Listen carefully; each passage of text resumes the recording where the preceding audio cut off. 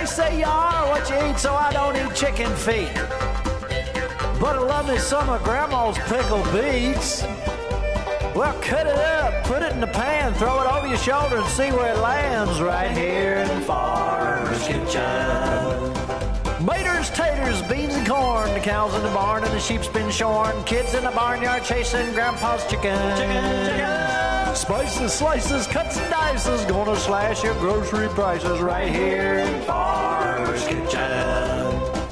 Help you grow your garden good with recipes to suit your mood. Try some grub you've never tried before. Smash it with a wooden mallet. Gonna educate your palate. Right here in Farmer's Kitchen. In Tim Farmer's Country Kitchen. We're gonna cook something good now. Hello and welcome to Tim Farmer's Country Kitchen. We're trying to outrun showers. Did you hear that? I did hear it.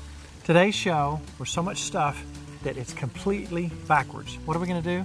We're going to eat first. Oh, yum. Take a bite of that chicken. All right.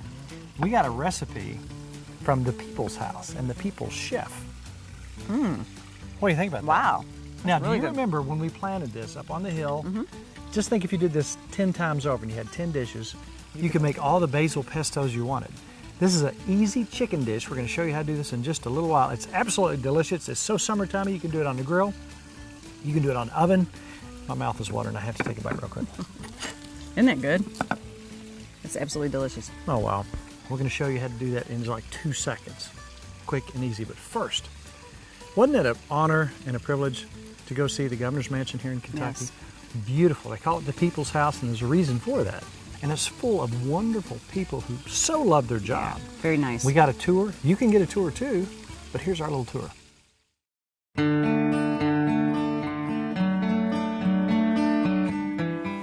Look where we are today. The beautiful governor's mansion here in Kentucky. I've been here a long time, but I have never been inside. Now this is Boro Rudick. Hey Tim, nice to meet you. You have an interesting job. Thank you, Tim. Tell me what your job consists of. Well, I'm mostly like a houseman, but I have several different duties in here. My primary is taking care of the governor's and first lady's guests. I also give a tour of the mansion to people sometimes, and I polish the silver, and so that's the basically. I can imagine the folks who have been in here that you might have met. What's some of your favorite experiences with folks you've met? Oh, I met so many people. From all of them, my favorite is, of course, the greatest of all the time, Muhammad Ali. I met him twice, shook hands with him, and he's the only person I ever took a picture of here because I don't want to bother our guests with taking a picture. So I skip everybody else, but I just couldn't resist Muhammad Ali. Before we go in, I want to ask you one quick question, Yes. and it's going to be the obvious question. When was this built, and by whom? Which administration? It was built between 1912 and 1914. Architect was a Kentuckian from northern Kentucky, Cincinnati area, but our side of the river. Was inspired with a little palace in France called Petit Trianon, which was French Queen Marie Antoinette's palace on Grand Versailles. So it's in a French style, like our Capitol building, which is right across the street from here. And it was in French style from outside. In the beginning, inside was pretty traditional all the way until 1980s when our former First Lady, Phyllis George Brown, did the biggest renovation in history of the house. Her renovation took 3 years versus 2 years to build, or less than 2. And then she finished that beautiful garden in the front that we have, which was in blueprint but never was finished in 80s. That was amazing to me to know that this garden, which looks like it's been here the whole time, was just in the 1980s. Yeah, 1980s. It was in the original blueprint. Why they didn't finish it right away, I never know. Just like a good guess is because 1914 they finished building was also beginning of World War I. Yes. So probably would not be wise political decision to ask legislator to approve money for flowers. Let's go inside. Sure. Come on in. Yeah, this is the governor's reception room. You can see the blue color, typical of the boys. But earlier I mentioned how Phyllis George back in the 80s did franchise the house a little bit inside. So this is prime example of that. So this is all Louis XVI style furnishing in here, beside that roll-top desk, which is Louis XV. And she also got this fireplace mantle painted. This is a wooden mantle, but it looks like a marble around hard, but it's actually painted. And also when you walk around the house, you're going to see a lot of paintings of arts in here, and we try to represent Kentucky artists here always as possible, because this floor is walked every year by up to 20,000 people, so we'll introduce them to Kentucky arts. Here is the largest room in the mansion, which is a ballroom. This room is used mostly for stand-up receptions or sit-down dinner or luncheons, which we can accommodate up to 80 people in this room. The interesting thing about this here are those chairs that we set up now in theater style, ordered by former First Lady Mrs. Bashir about 2 years ago, and she made a contract with the Berea College of Art. So the wood for them came from Daniel Boone National Forest. It was already naturally fallen wood, so they just drag it out there, cut in planks, sent to the Berea College of Art, they made those chairs. In total, we have 120 chairs. You know, 120, that's the number of counties in Kentucky. So each one of them has a plaque with Kentucky county names. So we call them now county seats.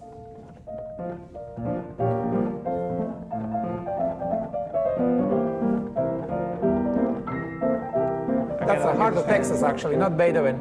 But I can play it hands-free. Look at that. Is caught cheating. Very nice.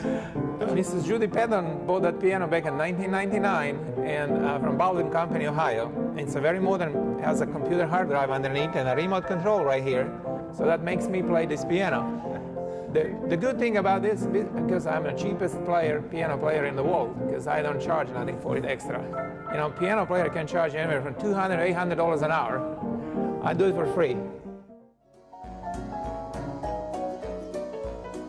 This is called state dining room. This is larger than 2 dining rooms, which is on the back side of the house. And this table here, which was bought by Happy Chandler back in 30s, we can extend it up and sit up to 22 people. This is a piece here. I just want to point that piece in here. This is from USS Battleship Kentucky, which was commissioned in 1900. This is the biggest piece of silver in the house that we have. The figure on the front is Daniel Boone. So that makes a connection to Kentucky history.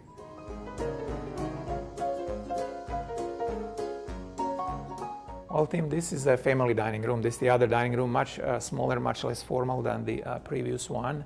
And this table here actually came from the old governor's mansion, which is still standing downtown Frankfort.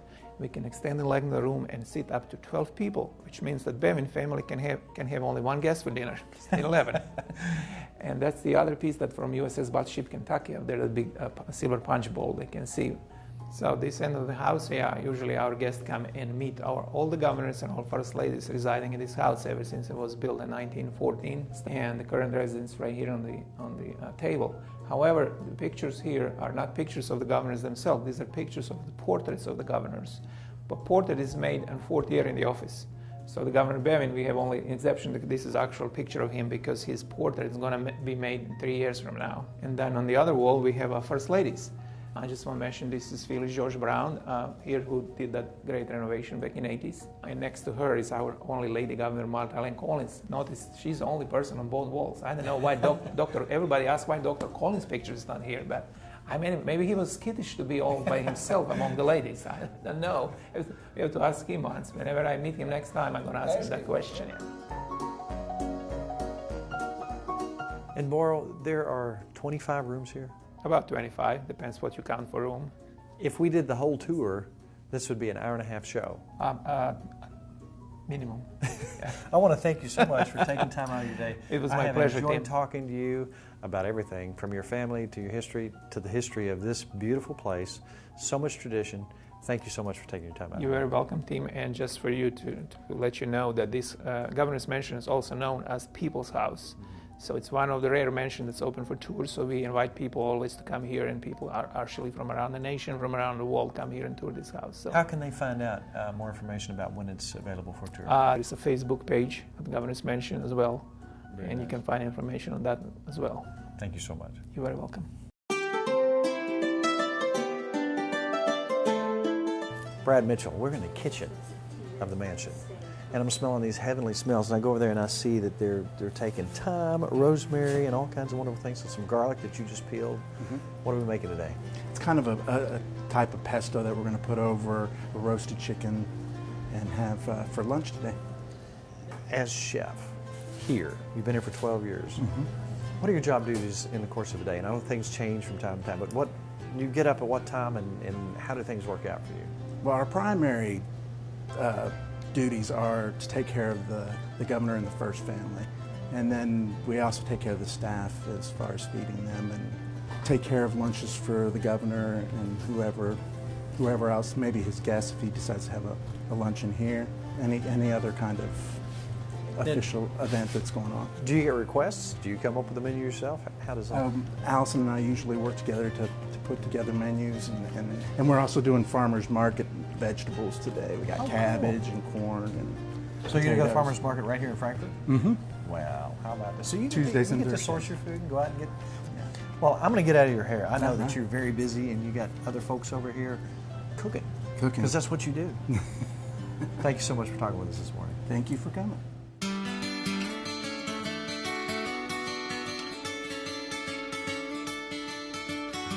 Beth, it smells like heaven in here. Well, thank you. We just came from the kitchen. It smelled like heaven in there too, but this is a different kind of heaven.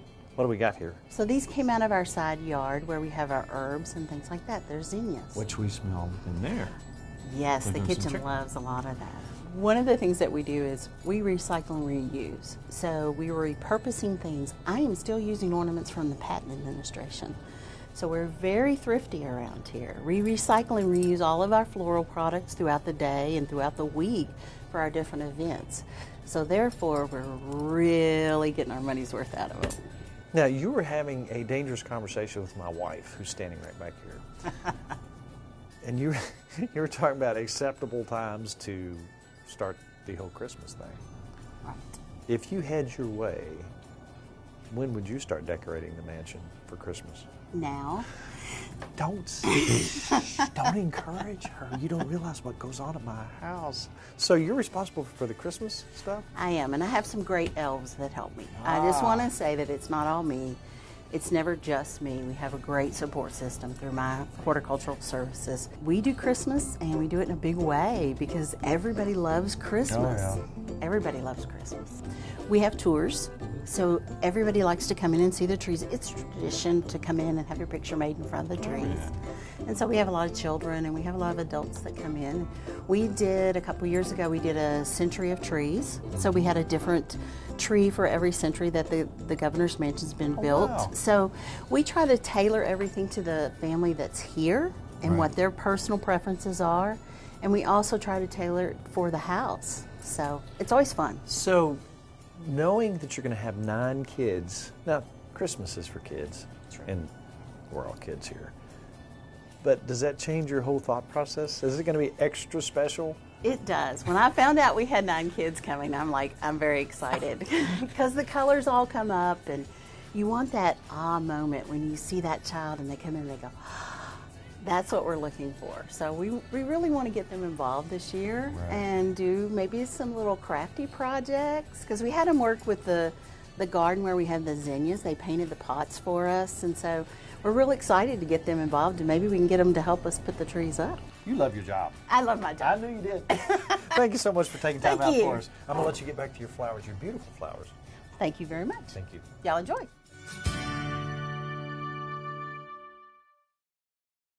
Now, we eat pretty good, don't we? Always eat good. So our critters need to eat good. We kind of spoil them, too. We do spoil them. But you know what? Right over the hill in Shelby County, just right down the road from us, that's where we choose to buy our feed. It's very inexpensive, but they take great pride in their work, and it's been around a long time. It's Nice called people. the Bagdad Roller Mill. Let's go visit them.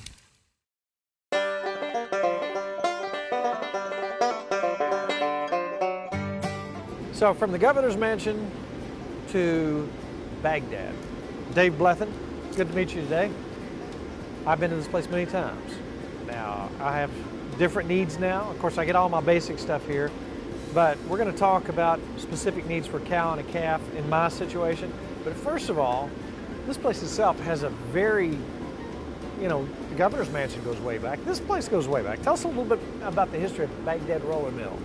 Well, it started in 1884. It was a simple mill for quite a while, a flour mill primarily. Then they got into corn milling through the program where the government produced and gave out commodities. Right.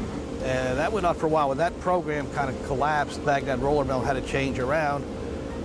Shelby County had a lot of dairies So they began to make dairy feed, and for several decades, made tons and tons of dairy feed. I think they kept about 5 bulk trucks running 24 hours a day. They ran day and night with dairies. Now the dairies have kind of dried up, so to speak. They're not here now. So we've had to switch around, and now we make feeds for other livestock. An important part of this business is supplying corn to the distillers here, the non-GMO corn. I didn't know that until you told me that off camera.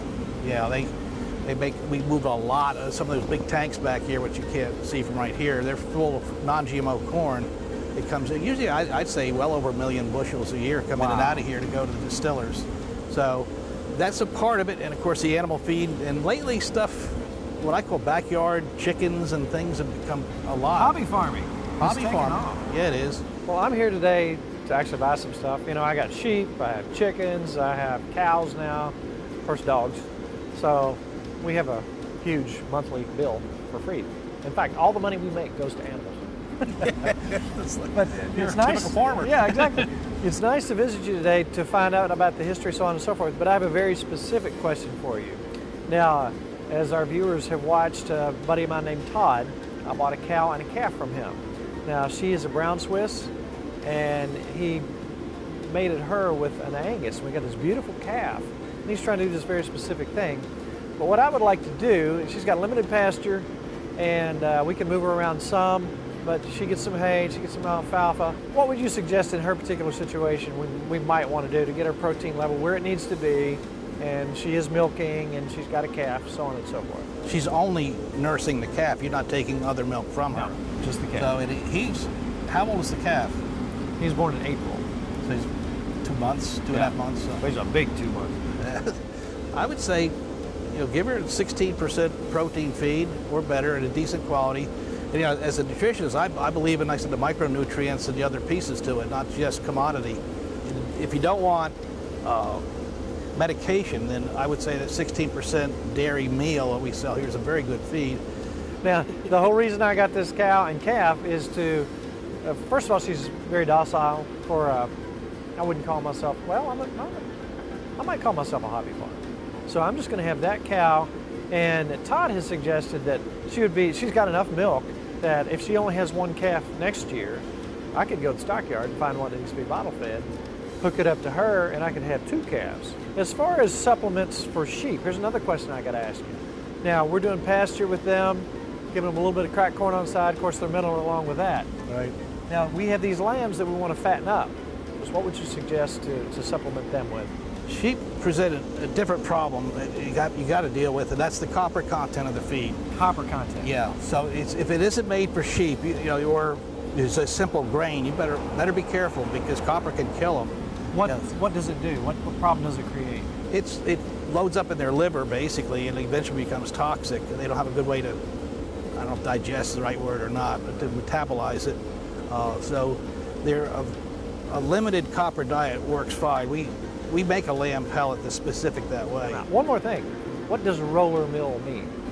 A roller mill is actually 2 great big rolls that are very close together, spaced, so when grains go through them, it gets crimped or rolled. And oddly enough, I don't think we have a full-blown roller mill here anymore. That's the way it started. Yeah. A lot of tradition there. Yeah. I want to thank you so much for taking time out of your busy schedule. I know you're a very busy man. You're a farmer yourself. Thanks for taking time out for us today. No problem. Thanks. Thank you.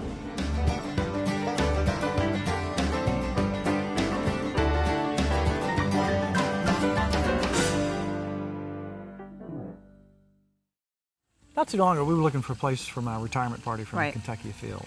And you had an idea. Mm-hmm. Berry Hill Mansion. Where we had a Christmas party years ago and a Christmas show for Kentucky Field. We called. We weren't sure if you could rent the place, but you can. Then we started finding out about the history of this place. Fantastic, wonderful history from an old whiskey baron. Right. Let's go visit that mansion. 2 mansions in one day. Wow. And food. Yum.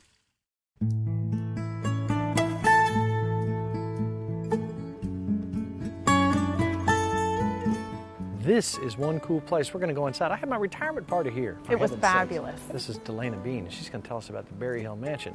Let's go take a look at what happens from the old whiskey baron. Let's do it. All right. Let's talk about Mr. Berry. What was his full name? George Franklin Berry. Okay. And he was actually born in Indiana, but brought here when he was just 6 weeks old. Mr. Monroe was his great uncle and owned the property first.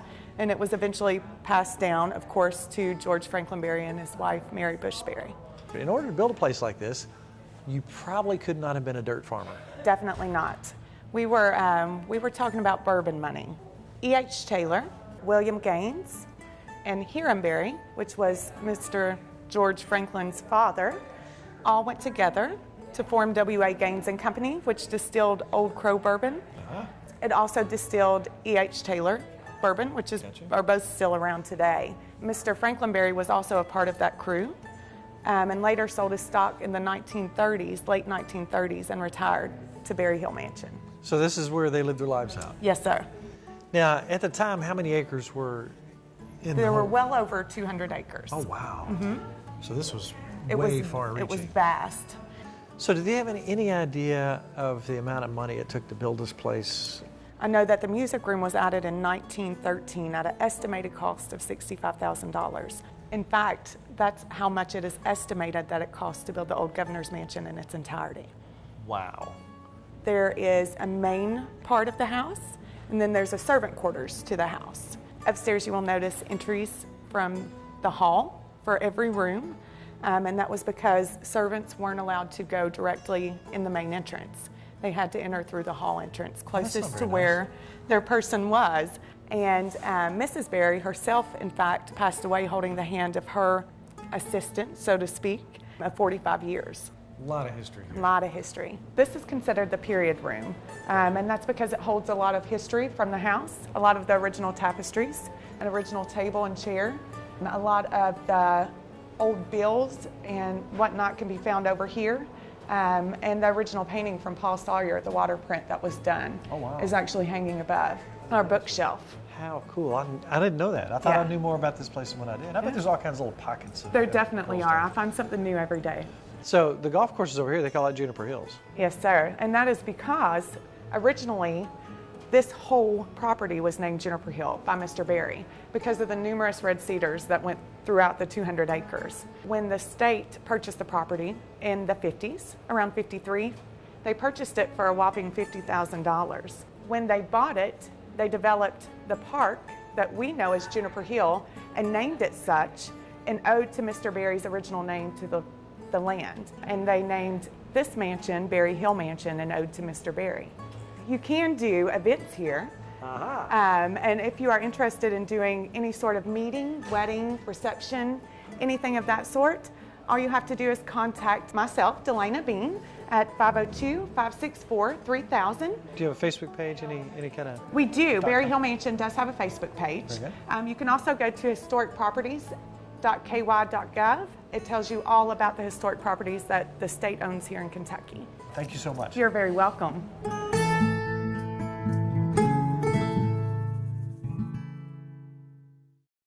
All right, we're gonna make a pesto. It's so easy. You can put this on lamb, you can put it on anything.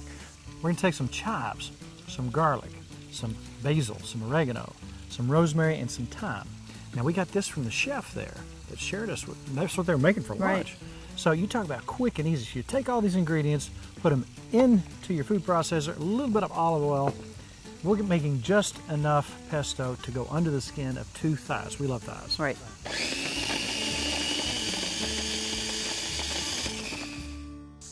Then simply take this pesto, put it all under the skin. Yum.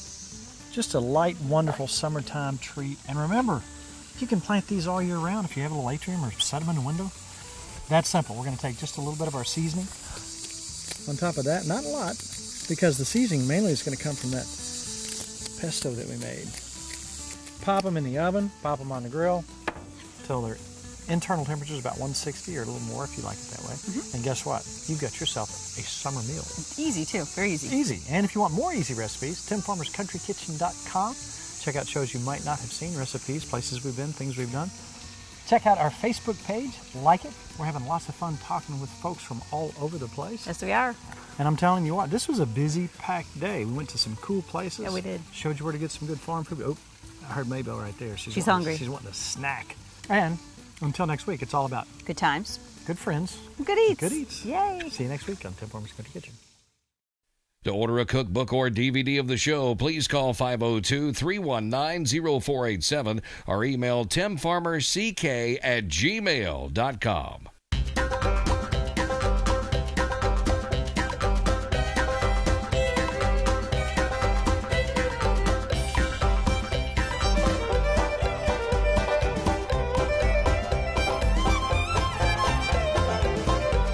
Special thanks to CKY, Canoe, Kentucky, Furniture World Superstore, Housewarmings, Lodge Cast Iron, Tater Knob Pottery and Farm,